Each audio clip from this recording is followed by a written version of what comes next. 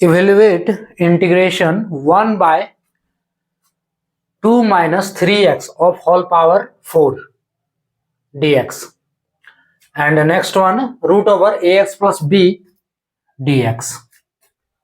Hello dear, topic जो है वो है इंटीग्रेशन, क्लास 12 इंजीनियरिंग और कॉम्पिटिटिव एग्जाम्स के लिए।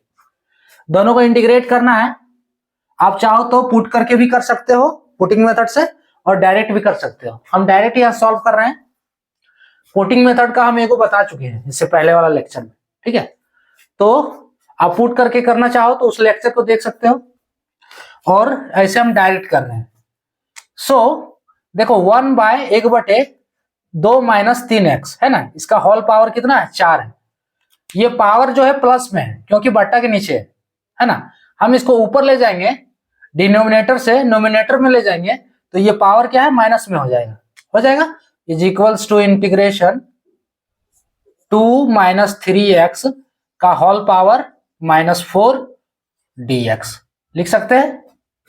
अब 2 माइनस 3x को, इस पूरे टर्म को x मान लो और -4 को n मान लो, तो बन गया x का पावर n।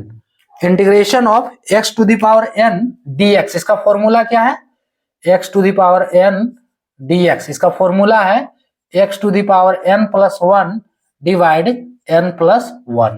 वो कांस्टेंट c आएगा, इंडेफिनिट इंटीग्रेशन है इसलिए बस ये फॉर्मूला लगा दो। Is equals to x to the power n plus 1, x के रूप में 2 माइनस 3x,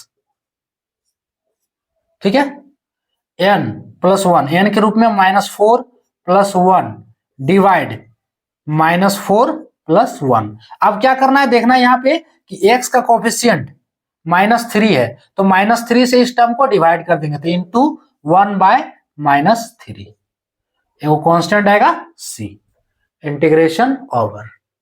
अब इसको कैलकुलेट कर दे तो 2 माइनस 3x का पावर -3 होगा बटे -4 प्लस 1, तो -3 into 1 by -3 plus c। Calculate करेंगे तो इस टर्म को नीचे ले आते, पहले -3 प्लस 9 इंटू करेंगे तो 1 बाय, ये हो गया 9 है ना। अब इस टर्म को नीचे ले आते हैं, तो यहाँ माइनस है, तो इस पूरे टर्म को नीचे लाएंगे तो पावर फिर प्लस में होगा। सो 2 माइनस 3x का होल पावर 3 प्लस c, इसका आंसर। क्लियर? क्या किया, पहले हम इस पूरे टर्म को ऊपर ले गए पावर के साथ, तो पावर जो प्लस में था वो माइनस में हो गया। अब 2 माइनस 3x को x मान लिए पूरे टर्म को, और पावर -4 को n, बन गया x का पावर n। फॉर्मूला लगाना है, इंटीग्रेट कर देना है, उसके बाद ये कैलकुलेशन है, आंसर इसका आ गया। अगला वाला जो दिया है root over ax plus b, इसमें सबसे पहले रूट का वैल्यू क्या होता है ये देखना है। रूट यानी कि अगर रूट x लिखा है, रूट x अगर लिखा है तो ये किसके बराबर होगा, इसका मतलब होगा x का पावर 1/2 है ना। ये तो पता ही होगा, उम्मीद है कि आप लोग को आता होगा, और नहीं आ रहा है तो देखो कि रूट का मतलब होता है पावर 1/2।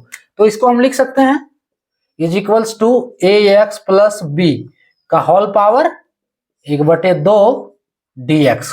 इंटीग्रेशन लगाना है, ये लिख सकते हैं। अब देखो ये x प्लस b, इस पूरे टर्म को x मान लो, और 1/2 पावर जो है इसको n मान लो, तो बन गया n x to the power n। ये फॉर्मूला लगा दो, तो फॉर्मूला क्या है, is equals to x to the power n plus 1, so x के रूप में ax प्लस b का होल पावर n प्लस 1, तो 1/2 प्लस 1 डिवाइड n प्लस 1, तो 1/2 प्लस 1। अब क्या करना है, x का कोफिशिएंट देखना है, इसमें तो कोई कोफिशिएंट नहीं है, ये किसी का कोफिशिएंट नहीं है, इसका 0। x का कोफिशिएंट क्या है, a, तो a से डिवाइड कर देना है 1/a है ना, इंटू 1/a प्लस कांस्टेंट है वो c। अब इसको कैलकुलेट कर दो, इंटीग्रेशन हो गया। अब कैलकुलेट करो तो ax प्लस b का होल पावर कितना होगा, 1/2 प्लस 1, तो 3/2 डिवाइड 1/2 प्लस 1, तो 3/2 है ना। उसके बाद 1/a इंटू में, तो यहाँ पे 3a/2 होगा। प्लस सी। अगला स्टेप क्या होगा, 2 को ऊपर ले जाना है ना, 2 ऊपर आ जाएगा, 2ax प्लस बी का whole power 3/2 divide 3a plus C इसका आंसर है ना। रूट को क्या किए, पावर 1/2 लिख सकते हैं, तो पावर 1/2 करनी है। अब बन गया ये पूरा टर्म x हो गया और पावर 1/2 n हो गया। फॉर्मूला लगाना है, इंटीग्रेट कर देना है, उसके बाद कैलकुलेट करोगे, ये इसका आंसर है। क्लियर? तो ये था टॉपिक। जय